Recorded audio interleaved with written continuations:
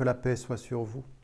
On le dit et on le répète dans toutes les traditions, la famille est centrale et elle est importante. C'est l'espace de notre sociabilité première avec sa maman, avec son papa, ensuite avec ses enfants. C'est là où nous devenons un être humain.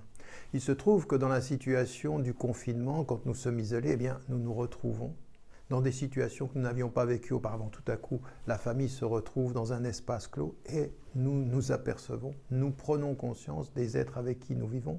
Celui ou celle que nous avions appelé notre maman, notre papa apparaît sous un jour nouveau, notre enfant apparaît sous un jour nouveau et des choses nouvelles apparaissent dont nous ne nous étions pas rendus compte dans le flot de la vie quotidienne parce que trop pressé, parce que pas toujours attentif. Et tout à coup, il faut faire avec le caractère, avec les qualités, voire les défauts de celle et de celui qui fait partie de notre famille. Et ça, c'est une épreuve et en même temps un formidable enseignement. C'est à travers cette expérience-là que nous apprenons à regarder les êtres que nous considérions comme présents parce que la vie ne les a mis là, le confinement nous dit qu'il faut les regarder d'une façon nouvelle, il faut construire d'une façon nouvelle.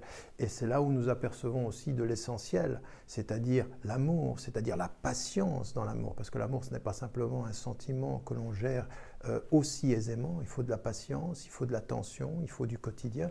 Et à côté de ceci, on pense aux absents. La famille redevient une valeur très très centrale. Ceux qui ne sont pas avec nous au moment où nous vivons, ceux que peut-être nous ne reverrons pas, ceux qui dans le deuil vont partir sans que nous puissions encore les accompagner, et la famille revient.